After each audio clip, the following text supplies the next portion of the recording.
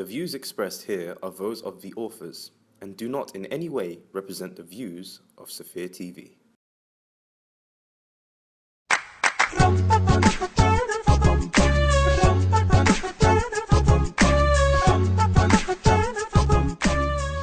Assalamu alaikum and welcome to another edition of Ladies First. I'm joined here by my wonderful panellists, Sada Russell and Nishat. Assalamu alaikum, ladies. During the month of mourning Muharram, we often think of the ladies who have lost children during the crisis of Karbala. And in our own communities, obviously, there's ladies who have gone through this, be it through miscarriage, early death, or some tragic event, and even abortion. My question to you ladies is, have any of us gone through this? Maybe we don't want to share, or do we know of anybody who has gone through this, and how has it affected them? Has anyone had any experience with some person who's suffered a loss of a child at any stage? Personally, I haven't lost a child or anything, but I know my mom, we lost a brother. My brother passed away when he was only 15. Very hard. I mean, I don't know how a mother can go through that. And you know how you said during the majalis of Karbala, and I have known so many women that have been in a similar situation where they've lost a son, and the day Hazrat Ali Akbar's recitation is, the day we commemorate his shahada. So many women I know and heard of who just lose consciousness just by hearing from it, because either they've gone through it themselves, and that pain is unbelievable, and I don't know how people cope with it, and only the person themselves. I know my mom till today cannot talk about my brother, and it's an element of where you could, life changes forever if you lose, a child, because it's not the natural way. We don't expect, it's the expectations we have as parents are the ones to go first.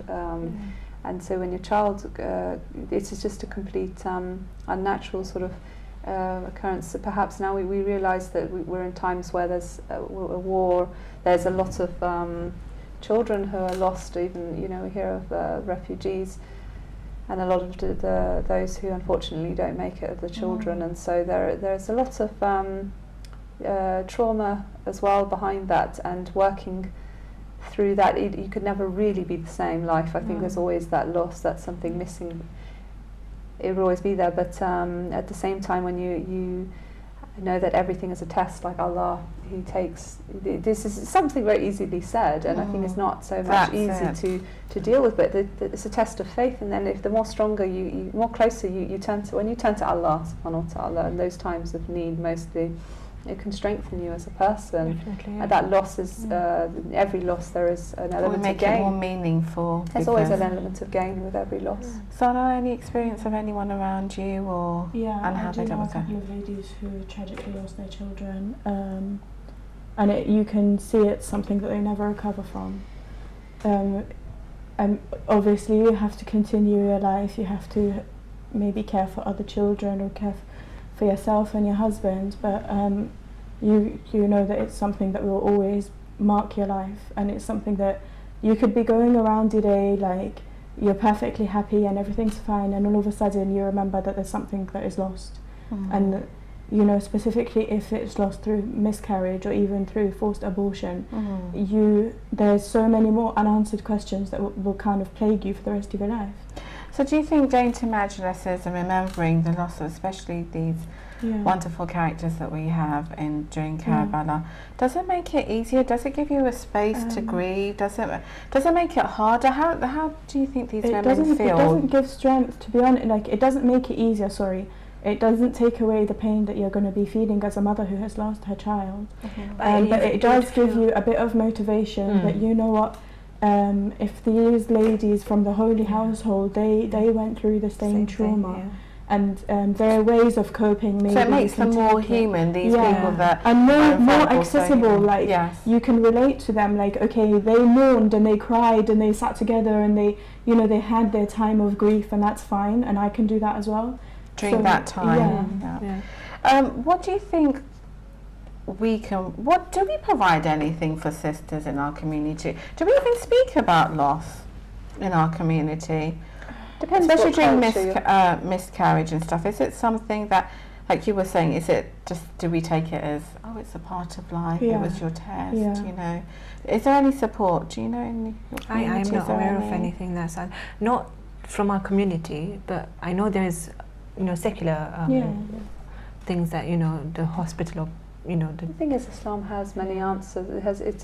When we look at the narrative, like when we realise about Karbala, a lot of the time I think we would cry over our own distance to the connection we should have with Allah subhanahu wa ta'ala, because that's the only thing that will ease our pain in this dunya. While we're here on this earth, it's the limited time that we have. We have to keep you focused on the akhirah, that we're actually going somewhere. We're living our purpose isn't about sustaining like what we have here, like our family. We're tested by all of these things. So it's saying this is not just it's not like an insensitive thing. It's a very vital, important thing to focus on. But not just focus on but it's about the heart, to connect with it, because a lot of the time pride, ego, anger, we're left angry. Why did this happen to me? It could happen, you know, you feel, and you could say on the tongue, alhamdulillah, you know, it's all the will of Allah, but you actually deep down you have deep anger, and a lot of the time we don't recognise it. I was having a conversation with a lady once who tragically lost her child, and she was saying the most frustrating thing was her and her family were going through the grief.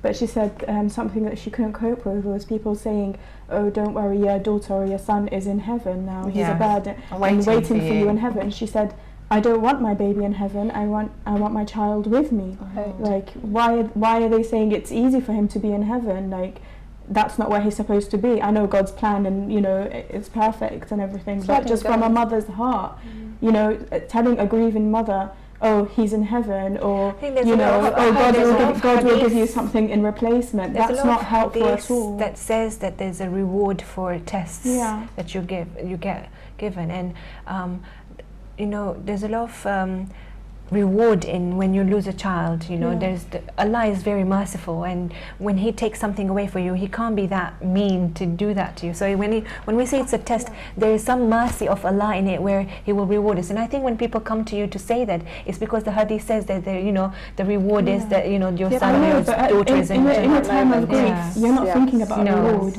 You're thinking of what is an affliction that is going to continue to the rest of your life. And I'm not saying it's out of malice. But I would just, if anybody is going to visit someone who's lost anybody in their family, but especially a child, just to be more sensitive to what we say. Yes. You know, if you think that person is getting a reward, then alhamdulillah, whether you say that comment or not, they're going to get a reward. But just be a bit more in touch to what the mother is feeling, that she doesn't want to know that there's a reward, you know, she just wants comfort, and that could comfort someone else. How can you provide that comfort to a grieving mum? Well, what is it that you can do? I think the comfort that you can provide for the grieving mum is not saying anything. Quite frankly, you go there and you offer your time and you allow them to talk. There are no answers. We don't know. I can't put myself in your position. You can't put yourself in mine. But I can put myself in a position where, inshallah, you feel comfortable to talk to me. Or you can cry on your shoulder. Cry, exactly. You know, just or you know what, grieve. even cook for me, because maybe I can't function on a day-to-day level, or maybe I'm functioning a bit too well, as if, you know, I've lost my purse and I can just call Barclaycard and they'll replace everything. There's sisters who are highly functioning, but really they're hurting. I've heard of sisters who they purposely avoid going to majlises, and everyone's like, why don't we ever see you at a majlis? And then you find out, well, they've gone through some trauma, and they say, what I've heard them say is, yes, these things happen to those personalities because Allah had a relationship with them and they knew they were going to have to go through this, so they had the strength. I'm a nobody in terms of them, and I'm just a mere mortal, so I cannot compare myself to X, Y and Z who, you know, had the gusto to stand, and I don't want to, quite frankly. I don't have that strength. And by me saying, there, God has given you this test because you're worthy, right? It's like, well, how do you know that? Do you know that I'm on medication just trying to get... But isn't that what we just said, that, you know, life is all about tests and everything, and it's about your relationship with Allah. So when somebody comes and says that to you, you're thinking about, you know, Allah has given this to me, and you know, you might not have said the right thing, but it connects you with Allah. It connects me with Allah, I think, saying that, you know, Allah has a reward for you in return. I really don't I want to think hear maybe that. it's the fact that my spirituality is not on that level.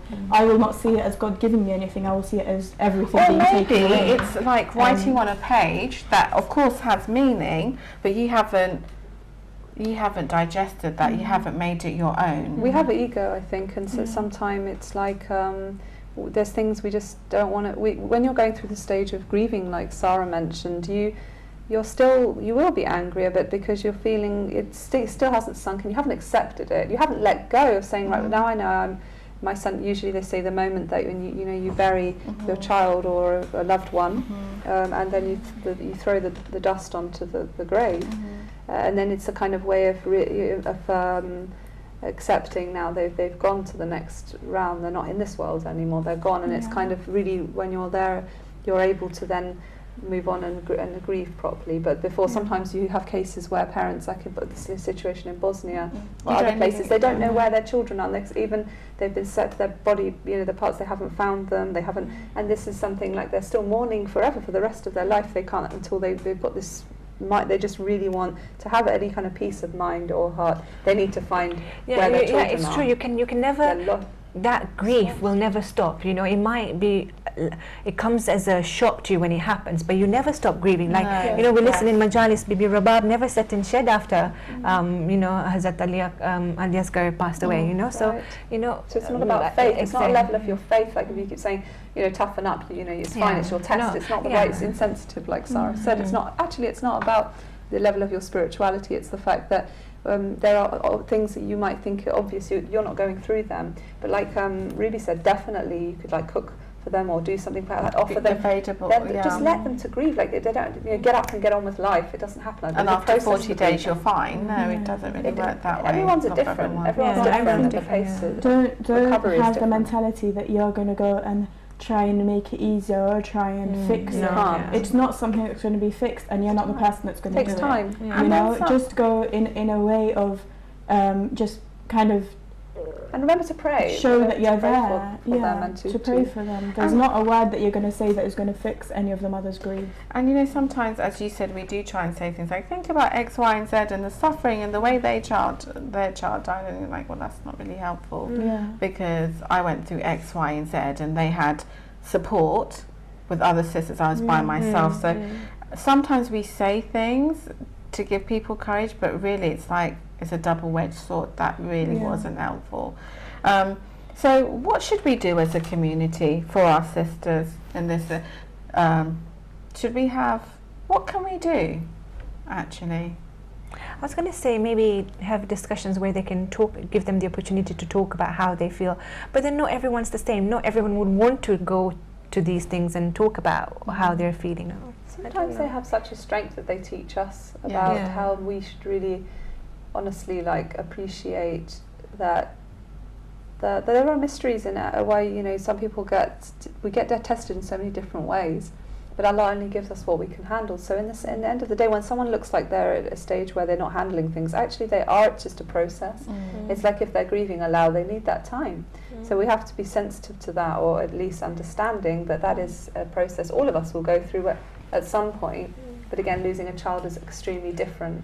And I think that would be nice at Majlis if we had like a special dua at the end for people who've experienced any type of loss. Okay, we're not, the infallibles, but we can kind of understand their grief to whatever level, and maybe let that be an opportunity where discussions are brought up, and sisters who don't have children, there's a lot of pain in that as well. There's lots of people who have been trying for children. And also when sometimes children, they decide all of a sudden, because of how the family is or whatever, decide not to speak to their mums or dads, and just stop relationships with them. That must be even harder for the parents. Exactly. That child is alive, but is choosing not to, have any relation with me. As well. Yeah, that is a big loss. That's bigger. They don't care. Sometimes parents neglect their children, but that's another subject altogether.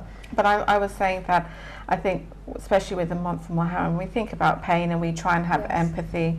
in our community. These aren't just stories, you know, we're trying to make something relevant of it.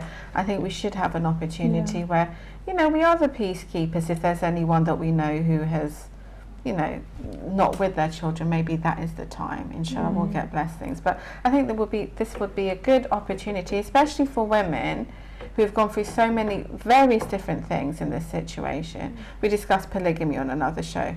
Let's discuss it to make it not taboo. Loss. There's so many things that as sisters we could use this opportunity and really kind of make it our own to make... I think it's not just focusing on the sisters. I think it's the men also go through when losing a child, through, you know, so it should be something that should be out there, you know, spoken on our members. I think with men as well, it's harder for them to express emotionally, so they can shut down in different ways, or perhaps even turn to what we were speaking on the previous show, polygamy, because this can happen a lot as a response to grieving, looking for a distraction. So I think, definitely. I think our community leaders need to be a bit more switched on. We have so many, because what I find is a lot of the stuff is regurgitated 50 billion times. It's like I heard this last year. But what relevance does this have in my life and in 2016 and where I live and the experiences I have? So if we could have community leaders who are giving talks that actually the lay person can understand and take something home with them would be great. Like you said with the brothers, maybe we could have someone say, you know, brothers, it's okay to cry if you've experienced loss. It's okay to talk to somebody. Maybe you don't feel comfortable talking to your friends. Men are not afraid to cry, I don't think. It's not as much that it's...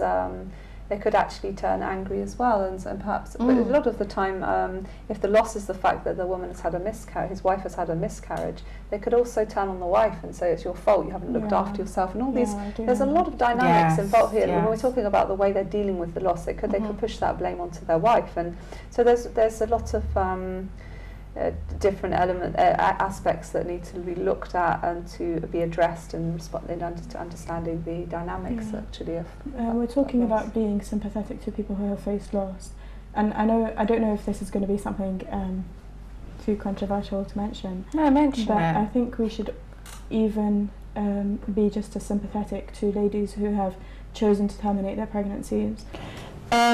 I just feel that there's a section of our community that is totally doesn't get the support that they need. I mean, I know that the termination of a pregnancy is, with some exception, seen as totally haram, and that it's a major sin and things. But I want to leave that, like the legal Islamic thing aside, and just think of the emotion of the woman. That I don't know anybody who has gone for a termination of a pregnancy that has done so willingly, first of all, or happily. She's been forced and manipulated into the situation. So I still feel that although it's not an Islamically acceptable action, she still needs support and sympathy and just as much love and care as a lady who has lost her pregnancy. Of course. But the thing with that question is, that's a really touchy one, because who would know? It's not like you would go and announce it. It's not announced, but it is still known. But how would I know if X has had that, you know, experience? Maybe when you come to bury the child or the fetus. Really? Because most of the time that's already dealt with. So I'm just saying, how would we provide that? No, I mean when if you do come to know, I'm not saying on a community-wide, you know, initiative, broadcasted, but just on an individual basis. If you do know someone, don't just be like, oh, you know, what an atrocious person, and you know, totally, you know, cast them aside. Still be aware that they're going through exactly the same emotions that any lady who has lost their child, her child. No, I definitely agree, and I think a lot of the time as sisters, we do become, unfortunately, really holier than thou, and kind of as if that situation could never happen to us, and we pass judgment, and that's unfortunate. But inshallah, you know, thanks for that comment. I think that would be really helpful, because you never know what situation you might be faced with in the future. So we do need to be more understanding. Sometimes I think it's a lot of blame. They're thinking, well, you think like, well, you chose to do that, so there's less sympathy on that. Yes, the pain would be if you're human, you know, you're going to feel there's a lot of turmoil that will happen, a lot of confusion, or sometimes people regret the decision. A bit like you said, if it's been Sarah, you mentioned about being put under pressure, the pressure. Well, you will, especially as a Muslim, as women. If you think you're a victim of rape, for example, or just certain situations where even the husband doesn't want the baby and he's like pushing his wife to. There's lots of situations there's so many like that. scenarios. But at the end of the day, here's what bothers me. Allah is the judge. We're not. Yeah. And what we can do is be compassionate. If Allah is compassionate, I really could care less. Somebody has said to me that is the only quality of Allah that you can adopt, because He's the forgiving, He's the merciful. We can't be none of that, but we can be compassionate. And I think we all need to.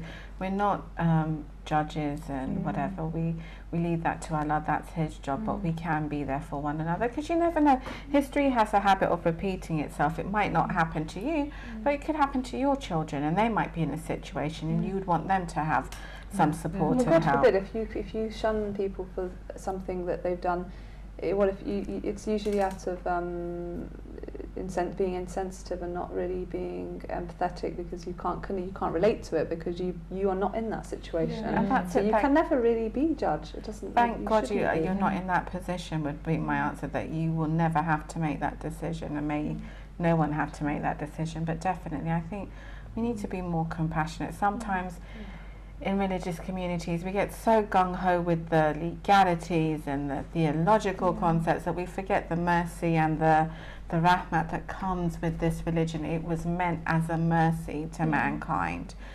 It's not like Judge Dredd, we all become judges and we're walking around. Unfortunately, that's mostly the case, and that's something we need to address and be conscious more, not to be that way. What type of therapies or things do you think people in that situation would benefit from? I mean, I'm going to... Because you've been through that. I think it would depend on individuals themselves. Like I said, some people, want to go out there, cry, moan, talk about it, and some people don't want to do all that, so it's really dependent on the What helped your family get through it? I think the support my mom had, from her mothers and sisters and brothers, and, What type of support? Was it talking or just physical? No, not talking, just being there for her, being there for us, because she had to look after other 2 kids as well, and I think I think her family was what helped her the most. And she still till today, we lost my mom was very young when she lost her husband, so we lost our father when we were, and then she lost her husband, her child as well. So I think in both this, and I think she came out so strong in her faith from this.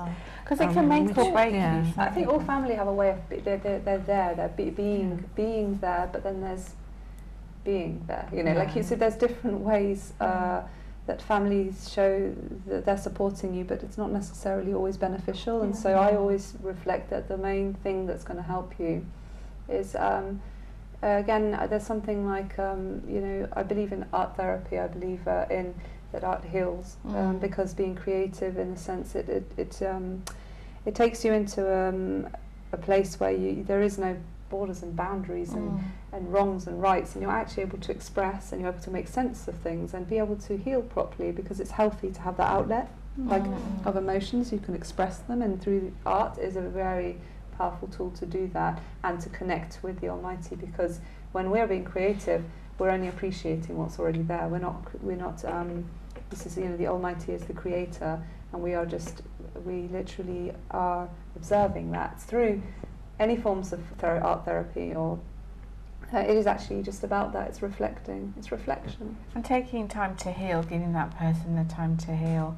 I know in some families they don't even talk about it because they're scared of rehashing old things, and then if you have children it becomes difficult for the children, because do you pretend that never happened, or that's why I think sometimes it's best to go to someone who's qualified to talk. I mean, sometimes families and like even extended families and friends, they have good intention, they want to help you talk, but they don't actually know how to go about it. They don't know how to They project a lot of the Yeah, time and when they post. there's a lot of opinions that they give, like, you know, what we were saying, Yes. oh, God is merciful and he's taken from you because you can deal with it. Right. But a lot of the time, if you go to someone who's qualified, who's not emotionally in the situation, you will be able to maybe work through the emotions, try and work towards understanding why you feel angry or resentful towards religion, or, you know, all these emotions that are going to come, and maybe sometimes they come a lot longer after the trauma, not necessarily you know, straight away. So you're asking what type of therapies. I would personally, if I had anyone, God forbid, who I knew would go through the situation, I would just advise talking therapies with qualified practitioners, because I know people that are then on lifetime medication because it's such a big thing you never recover from it. You know, so they're on medication where their minds can just not cope with it, and they can't talk about it because that makes them feel even worse and remind them of that. They can't sleep even because it's so hard when they're thinking about it too much. So they get medication which helps them just settle down a little bit. How did you react to it? Because it was your brother. How did the other siblings? Like birthdays, do you mark that? Do you mark? See, I think because we certain had things? already a closer death in the family before, so that helped us cope with it better, I think. My mummy, I don't know what she was thinking, but she also, because it was a car accident, he passed away, and so the clothes were sent to us, and she actually made us wash his clothes, just to see, as if, because we weren't there to say goodbye. He passed away somewhere else, and we had to fly over, and we said, to bury him in time. And when we got there, he was already buried, so we got there for his ziyarah. So we didn't have a chance to say goodbye or anything, even at the funeral. So doing that maybe was our closure, of that pain. But as siblings, I don't know. I think my sister, I don't think ever recovered. Was she younger or She's older? younger than me, but only by a couple of years. He was the youngest. My brother was the youngest, and I always thought of it as more of a thing for my mom. So I always looked out for her than myself. So I never really, cried or anything, and then not until I came back home, and then I saw it was on TV something about a brother with sister, and that's what really I cried on my own then. But until when I was around my mom, I always used to look out for her. Is she alright? Because it's more of a pain for her than it is for anyone else. Alhamdulillah, and I think that having lost my dad helped us in kind of way, to deal with Preparing to deal with SubhanAllah. Thank you so much for sharing your story, Nishat. I'm sure it won't go on deaf ears. I'm just hearing it and I'm thinking, okay, you're very strong, and I think it will mean something to our audience members. Thank you. You're so brave, mashallah. I hope you've enjoyed this episode of It Takes Two. I hope to see you on the next episode. Do take care of yourself. Assalamu alaikum wa rahmatullahi wa barakatuh.